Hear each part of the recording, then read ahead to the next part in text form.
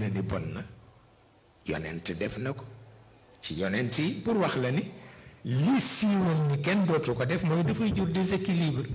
du leneen nag ma ni ko yonent yàlla Suleymaan amoon na 3 téeméeri coro ñett waaye ci jamono daawul jur déséquilibre lu tax parce que bu leen dencul du ñu am ku ñu see parce que ay doomu nit ñi loolu ñu te budget ba leen di amee moom rekk moo ko man ndax nangu na alalu ñëpp nangu na alalu ñëpp il faut que mu accepte nag pour entretenir leen il le faut absolument parce que kenn du xiif kenn du mar kenn du ñàkk takkaay parce que mën na ko budget am àgg na ci waaw loolu moo tax bu ñu nee yonent yàlla Nuux jaxasoo na ak doomam bu jigéen te bu fekkoon dafa araam ci jamonoom du ko def mais parce que ci jamonoom araamul woon parce que du jur benn déséquilibre ci ndax dañuy nëbb dañuy yemale seen mbir bëgguñu ñi leen noonu jot ci. maa ngi fàttaliku filmu diine la wante tubaab bu jigéen bi ma dendal naka la ñu indi histoire yont yàlla Nuux mu saaga ko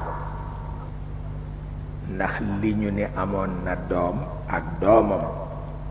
mu saaga ko ma ni ko yaa xëy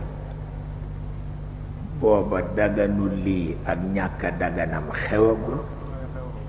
booba posé gu ñu boobu problème jarul saaga doomu aadama moo naqati di saaga yont yàlla Nuux ban plaisir nga ci am. Daawuda mënu ko woon muñ mu soppi affaire ba xuloo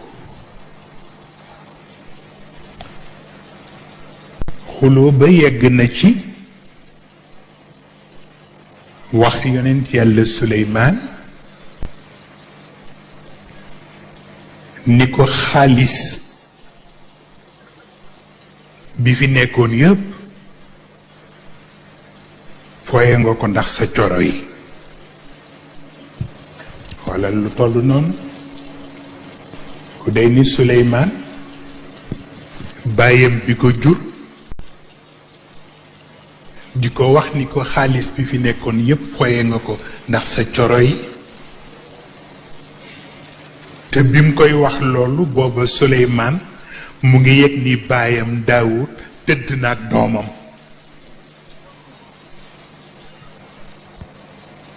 te mu am lu mu rus tax waxu ko ko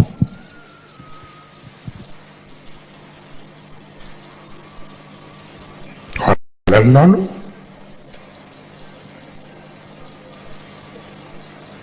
ndax dafay am xam ni dañuy defa ni